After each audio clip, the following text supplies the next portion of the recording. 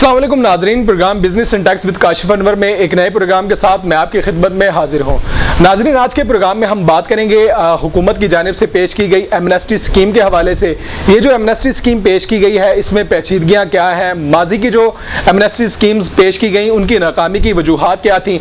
इस amnesty scheme में जो लोग हैं, जो अफराद हैं जिनके एसेट्स बाहर पड़े हुए हैं, उनको पाकिस्तान में लाने में क्या क्या मुश्किलात दरपेश आ रही हैं। और इसके अलावा ये बात की जाएगी कि जो पाकिस्तान का निज़ाम है, टैक्स का निज़ाम है या हुकूमती निज़ाम जो मुरतब किया जा रहा है, अब टैक्स के बाहर रहने वाले अफराद को मुमकिन है कि वो टैक्स नेटवर्क से बाहर रहकर जो मामलात हैं अपने वो चला सकेंगे, कारोबार चला सकेंगे या नहीं। इन तमाम मामलात पर आज के प्रोग्राम में बात की जाएगी। लेकिन दरख्वास्त आपसे ये है कि इस प्रोग्राम को लाजमी सुनिएगा और ज़रूर देखिएगा, चूँकि ये तमाम ताजर बरादरी के लिए, एक आम आदमी के लिए ये बहुत ज़रूरी है और इसमें तमाम मामलात जो है वो वाजे कर दिए गए हैं। इन तमाम मामलात पर बात की जाएगी, लेकिन एक ब्रेक के बाद हमारे साथ रहिएगा। Pakistan's first ever एक revitalizing skin radiance formula for men जो एक्नी और डेड पोर्स समेत रेजर बर्न से भी दे continuous protection, पहले यूज से हर रोज मेरी स्किन को भी मिले वो स्पेशल स्पॉटलेस फेयर ग्लो जो मस्ट है एक आइकॉन के लिए। Icon Skin Radiance, Pakistan's first ever skin radiance formula for men. You are the one. Welcome back नाजरीन, प्रोग्राम में मैं काशिफ अनवर साहब को खुशामदीद कहता हूँ। अस्सलाम वालेकुम सर। वालेकुम अस्सलाम।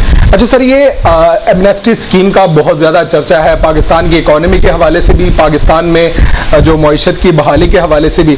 आप ये बताइएगा ये जो एमनेस्टी स्कीम दी गई है ये क्यों दी गई, इसकी वजूहात क्या है? देखिए, सबसे पहली बात तो ये है कि हमें ये देखना है कि पाकिस्तान इस वक्त किन हालात से गुजर रहा है। जो हमारी एक्सपोर्ट्स हैं वो हमारी एक्सपोर्ट्स गिर चुकी हैं, जो हमारी इम्पोर्ट्स हैं वो हम हर मुमकिन कोशिश कर चुके हैं कि हम अपनी इम्पोर्ट्स को बढ़ने से रोक सकें, लेकिन हम नहीं उसको रोक सक रहे।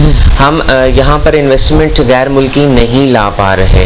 हम अपने जो हमारे ओवरसीज़ पाकिस्तानी हैं, हम उनका कॉन्फिडेंस जीतने में नाकाम हैं। वो उतना ही पैसा भेज रहे हैं जितना वो इससे पहले भेजते थे। वो इससे पहले भी 19 से 20 बिलियन के करीब भेजते थे, वो अब भी उतना ही भेज रहे हैं। FDI हम नहीं बढ़ा सक रहे। एक्सपोर्ट्स की जो मैंने आपको बात की, एक्सपोर्ट्स हम 2013-14 में $25 बिलियन के करीब थे, अब वो हम 21 से 22 बिलियन के करीब हैं। और इस बात को हम ना भूलें कि हमने अपने रुपये को तकरीबन 20 से 22% डीवैल्यू किया है। उसके बाद हम ये एक्सपोर्ट्स की फिगर्स ले जा चुके हैं।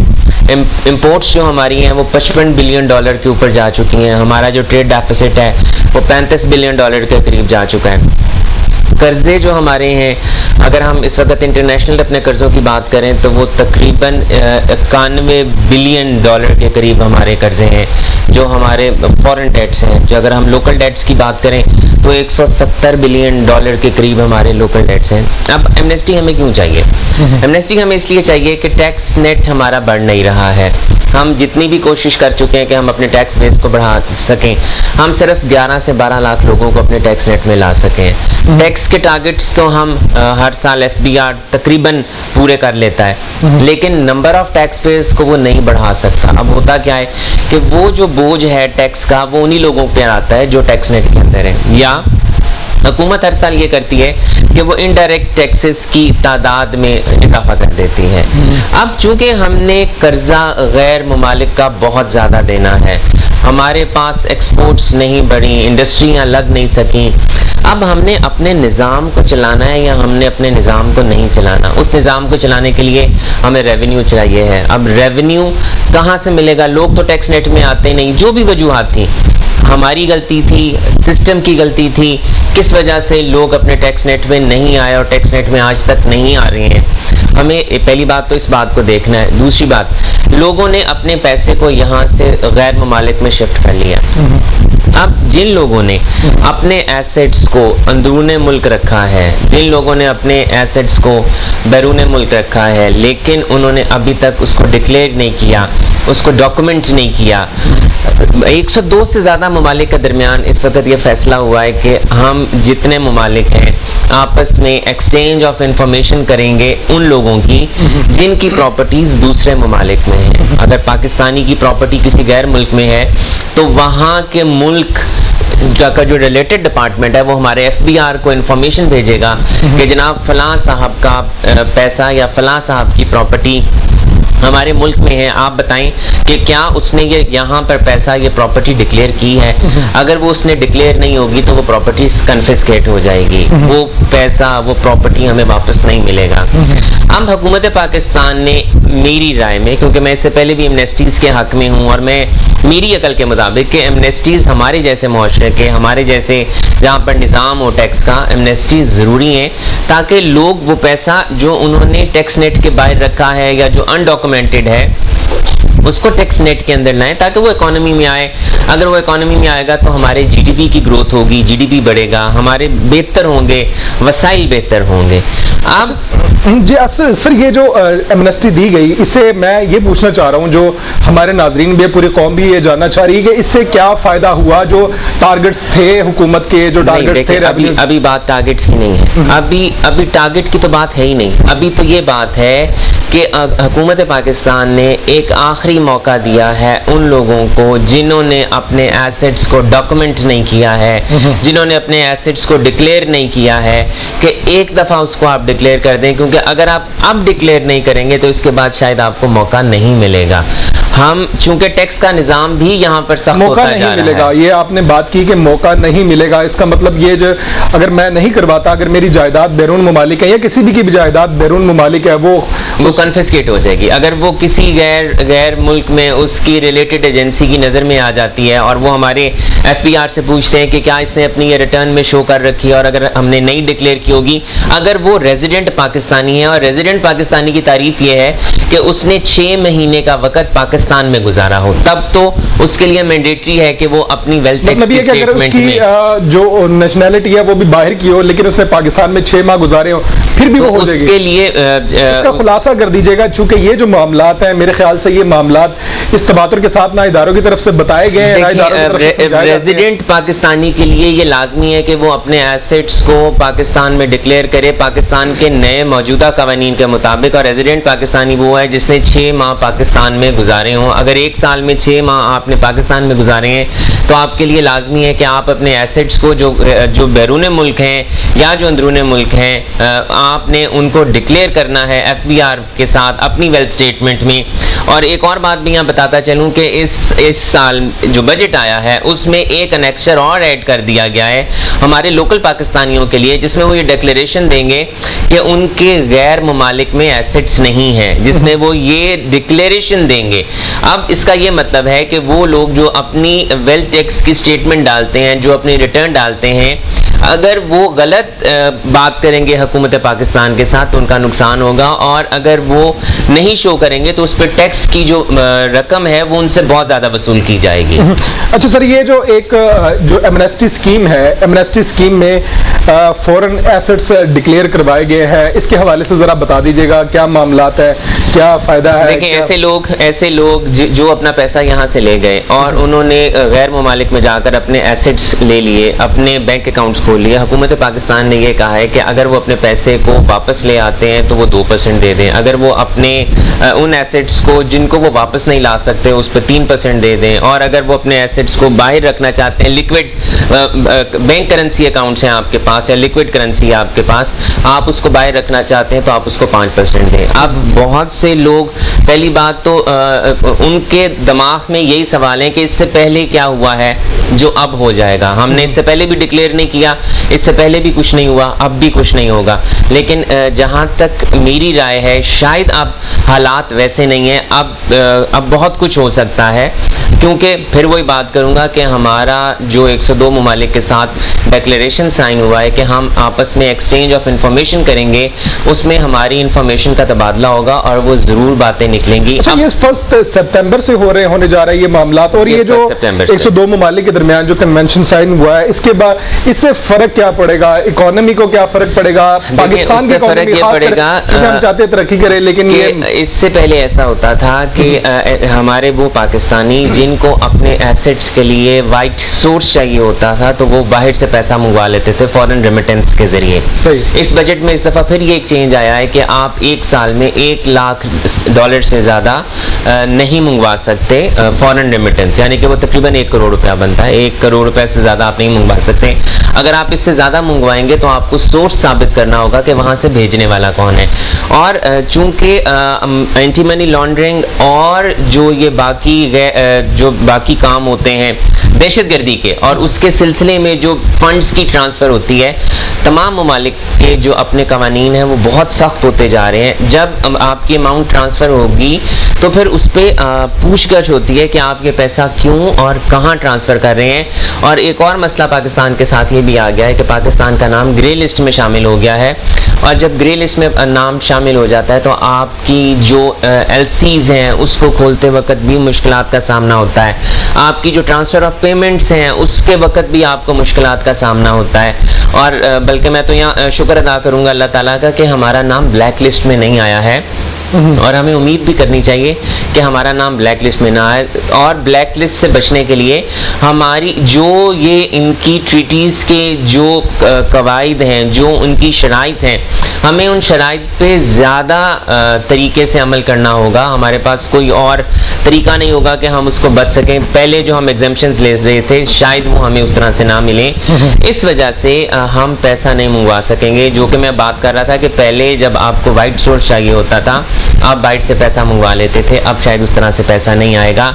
जिन लोगों का पैसा बाहर होगा या जिन लोगों को यहाँ पैसा चाहिए होगा अपनी एक्सपेंशंस के लिए, या जिन्होंने आज तक अपने डिक्लेयर नहीं किए हैं, जिनके पास कैश भी है, जिनके पास बैंक अकाउंट्स भी हैं, जिनके पास एसेट्स भी हैं और उन्होंने आज तक अपने सोर्सेस को नहीं डिक्लेयर किया, उन्हें चाहिए है, बल्कि मेरी रिक्वेस्ट होगी कि वो अपने एसेट्स को डिक्लेयर कर दें, क्योंकि ये हमारी लाइल्मी है और ये हमारी इस वक्त, मैं तो इसको बचपना ही कहूँगा कि हम लोगों का बचपना है।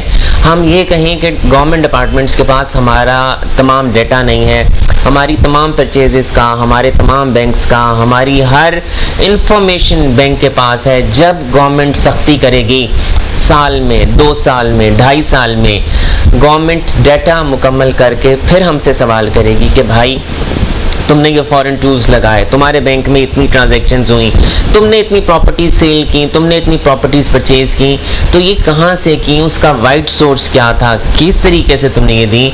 तो इस वक्त मेरी अकल के मुताबिक ये एक ऐसा मौका है कि हमें अपने पिछली गलतियों को हमें बचा लेना चाहिए है, पिछली गलतियों का कुफारा अदा कर देना चाहिए और हुकूमत को टैक्स अदा कर देना चाहिए ताकि हमसे पिछली गलतियों का सवाल ना हो सके। जैसे आपने जो बात की, इसका मतलब ये है कि जो हमारे पास इसके अलावा कोई चारा नहीं है। जैसे माजी में बचने की कोशिश की जाती थी, टैक्स चोरी की कोशिश की जाती थी, इस वक्त कोई भी नहीं है। बहरहाल काशिफ साहब ये बताइएगा, जो एमनेस्टी स्कीम है, जो माजी में दी गई एमनेस्टी स्कीम हुकूमतों की जानिब से, उनकी नाकामी की सबसे बड़ी वजूहात क्या थी और ये जो एमनेस्टी स्कीम दी गई है आप इसको कैसे देखते हैं? देखिए, जो पिछली एमनेस्टीज आई, मैंने उन एमनेस्टीज पे भी बहुत काम किया, लेकिन मैं यहाँ ये बताता चलूँ कि पिछली एमनेस्टीज में कोई ना कोई एक ऐसा पॉइंट रख दिया जाता था जिसकी वजह से वो एमनेस्टी नाकाम हो जाती थी। और मैं तो ये कहता हूँ कि वो एमनेस्टीज नाकाम नहीं हुई, उन एमनेस्टीज को नाकाम करवाया गया है। अब मैं सिर्फ इस तरह ही कहूँगा, इससे ज़्यादा मैं और कुछ नहीं कहूँगा, डिटेल में जा भी नहीं सकता। इस एमनेस्टी के मुतालिक मैं फिर ये कहूँगा कि ये चूँकि आपके फॉरेन और डोमेस्टिक एसेट्स पे है, हमारी तमाम करेंसीज पे है, गोल्ड पे है, लिक्विड सोर्सेज पे है, हर तरह की गवर्नमेंट ने इस दफ़ा फैसिलिटी दी है कि आप अपने हर एसेट को, हर बैंक अकाउंट को, हर प्रॉपर्टी को, हत्ता कि गाड़ियों को भी आप अपना पुरानी या नई गाड़ियों को भी डिक्लेयर कर सकते हैं। तो हमें डिक्लेयर करना चाहिए। चूँकि यहाँ पर एमनेस्टी की बात हो रही है तो मैं एक बात यहाँ पर ये ज़रूर करना चाहूँगा कि मैंने इससे पहले भी मुख्तलिफ फोरम्स पे बात की है और मैंने रिक्वेस्ट भी की है FBR में कि ऐसे तमाम लोग जिनकी प्रॉपर्टीज बाहर हैं और उनके पास बैंक नहीं है, वो उनको मसला ये आ रहा है कि वो फॉरेन अकाउंट नहीं है, फॉरेन करेंसी अकाउंट्स नहीं है, उनको ये मसला आ रहा है कि वो टैक्स देना चाहते हैं लेकिन वो टैक्स की रकम नहीं भेज पा रहे। अब मुझे नहीं समझ आ रहा कि क्यों इस पे काम नहीं हो रहा। मैं फिर रिक्वेस्ट करूंगा गवर्नमेंट की एजेंसी से भी करूंगा। नुकसान दोनों को नहीं है। बात ये है जी कि हमारे वो ऐसे पाकिस्तानी जिनके एसेट्स डिक्लेयर नहीं होंगे, अगर उनकी निशानदेही हो जाती है तो उनके फॉरेन एसेट्स कन्फिस्केट हो जाएंगे। और इस दफा मामला ये है कि लोग एक जवाब चाहता हूँ यहाँ पे आपसे, माजरत टोक रहा हूँ आपको, जो उनके असासे हैं बैरून ममालिक में, चाहे इंग्लैंड में चाहे किसी भी मुल्क में है, वहां पे जब्त किए जाएंगे, वो ही हुकूमत जब्त कर लेगी। वही हुकूमत जब्त कर लेगी, वो फिर हमारे पाकिस्तानियों के नहीं रहेंगे, क्योंकि जब वो सोर्स पूछेंगे वापस नहीं आ सकते, हुकूमत को कोई फायदा नहीं होगा। लेकिन अगर हुकूमत उनसे टैक्स ले लेती है, अगर वो टैक्स ले लेगी तो फिर उनकी वो जो प्रॉपर्टी है, अगर वो हमसे पूछेंगे तो हमारा FBI डिपार्टमेंट ये कहेगा कि जी ये प्रॉपर्टी उनकी हमारे पास डिक्लेयर्ड है, उसमें कोई मसला नहीं है। तो मैं फिर बार बार रिक्वेस्ट ये करूंगा कि ऐसे पाकिस्तानी जिनके एसेट्स बाहर हैं, उनके बैंक अकाउंट्स नहीं हैं, उनसे इक्विवेलेंट अमाउंट ऑफ रुपीस में $2 पैसे ले लिए जाएं ताकि वो टैक्स अदा कर सकें। इस दफ़ा लोग टैक्स देना चाह रहे हैं, लेकिन शायद हम क्यों ऐसा कर रहे हैं कि हम लोगों से टैक्स नहीं ले रहे। मैं तो बस सिर्फ यही ख्वाहिश करता हूँ। अभी करंट क्या सिचुएशन चल रही है, क्या इजाजत दी गई है, क्या इजाजत दी जाएगी? अभी तक तो इजाजत नहीं दी गई, क्योंकि वो कहते हैं कि बाहर से ही पैसा आना चाहिए, बाहर से फॉरेन करेंसी में आना चाहिए, क्योंकि हमें फॉरेन करेंसी की जरूरत है। मैं तो ये कहता हूँ कि इससे पहले भी जो हमारे लोकल टैक्सेस इकट्ठे होते थे, हम यही समझें कि हमको ये लोकल टैक्स इकट्ठा हुआ है, क्या उससे हम बाकी अखराजात नहीं कर सकते, उससे हम पेमेंट्स नहीं कर सकते, हम सब कुछ कर सकते हैं। लेकिन अगर खामियों की बात की जाए कि हमने, चूंकि हमारी मईशत को देखते हुए हमें रेवेन्यू चाहिए और हुकूमत की भी तरजीहात होती हैं, तमाम मामलात को चलाने के लिए रेवेन्यू चाहिए होता है। अगर इस एमनेस्टी की स्कीम की भी बात की जाए, इसकी कमजोरियों की बात की जाए, तो इसमें सबसे जो इसमें कोई भी कमजोरी नहीं है। इसमें सिर्फ एक देखें, इसमें कोई ऐसे मसाइल नहीं है, इसमें सिर्फ कुछ कमियां थी जो साथ वक्त के साथ पूरी कर दी गई। इसमें बस सिर्फ एक इशू ये आ रहा है कि उन लोगों का टैक्स नहीं आ रहा। अगर उन लोगों का भी टैक्स आ जाए तो पाकिस्तानी भी नुकसान से बच जाएंगे और हुकूमत पाकिस्तान को भी टैक्स। निगरान सेटअप की जो निगरान सेटअप में जो इदारे, जिस तरह के जो निगरान सेटअप में जो वज़रा मुशरा भी आए हैं, उनका भी इंडस्ट्री से काफी ज्यादा लोगों का ताल्लुक है। क्या कुछ मामलात लगे, कुछ बेहतरी आई इन मामलात? देखिए वो तो आएंगे, चूंकि इनके पास तो इख्तियारात इतने नहीं हैं कि ये कर सकें, लेकिन जो मौजूदा हालात में जो प्रॉब्लम्स आएंगे वो इन्हें नहीं इसको रिजॉल्व करना है। तो मैं बिल्कुल यहाँ पर अपने मिनिस्टर साहब मिसबाह रहमान साहब से भी रिक्वेस्ट करूंगा कि वो प्लीज़ इस इशू को देखें और इसको जल्द हल करवाएं। अच्छा सर, मैं बजट के हवाले से अगर बात की जाए, जो इस बजट में उन लोगों पर क्या असर पड़ेगा जो टैक्स नेट में मौजूद नहीं है और नहीं आना चाहते, जो ये चाहते थे कि टैक्स नेट में ना आया जाए, हिसाब देना पड़ेगा, टैक्स देना पड़ेगा, उन लोगों के लिए अब आगे आने वाले मुस्तकबिल में मुमकिन है बच पाएंगे? वो भी आपको बताया कि अब हमारे जब से हमारा CNIC हमारा NTN हुआ है, तब से हमारी हर इंफॉर्मेशन गवर्नमेंट डिपार्टमेंट के पास बिल्कुल हो चुका है। ये बिल्कुल हो चुका है। हमारा जो CNIC है वो वाज़ेह कर दीजिएगा ताकि हमारे नाज़रीन भी इन तमाम मामला। हमारा CNIC जो है वो हमारा NTN हो चुका है और हमारी चूंकि हर इंफॉर्मेशन, बैंक अकाउंट, टिकट, आपकी प्रॉपर्टी, आपका गाड़ी की परचेज, हर चीज़ आपकी चूंकि बैंक आपकी CNIC के साथ होती है, तो हमारी हर डेटा हमारा गवर्नमेंट के पास है। और इस बजट में गवर्नमेंट ने ऐसे लोगों के लिए जो अपने आप को टैक्स में नहीं ला रहे या रिटर्न्स को फाइल नहीं कर रहे, उनके लिए निज़ाम को और पेचीदा किया है कि वो 50 लाख से ज़्यादा प्रॉपर्टी नहीं खरीद सकते। अगर वो NTN में नहीं है, उनके पास NTN नंबर नहीं है, तो वो नई गाड़ी नहीं खरीद सकते। बाकी भी आपकी ट्रांजैक्शंस जो हैं बैंक की, उसमें भी मसाइल हैं। हर तरह से मसला आ रहा है और गवर्नमेंट आने वाले वक्तों में और मसाइल को और ज़्यादा बढ़ाती जाएगी, जो कि होना भी चाहिए, क्योंकि जो लोग टैक्स नेट में हैं उनके ऊपर से बोझ कम होना चाहिए, नए टैक्स पेयर्स को आना चाहिए ताकि हुकूमत पाकिस्तान को ज़्यादा से ज़्यादा रेवेन्यू मिल सके। जी तो नाज़रीन, आज के प्रोग्राम में हमने बात की मईशत के हवाले से और इकोनॉमी के हवाले से। टैक्स एमनेस्टी स्कीम जो अहम थी पाकिस्तान की मईशत के हवाले से, उसका अहम किरदार कहा जा रहा था, इन तमाम मामलात पर बात की। नाज़रीन, नेक्स्ट प्रोग्राम में हम कोशिश करेंगे कि मईशत के जो मामलात हैं, जो हक़ाइक़ हैं, उनको आपके सामने लाया जाए। आज के लिए हमें इजाज़त दीजिएगा। अल्लाह हाफिज़।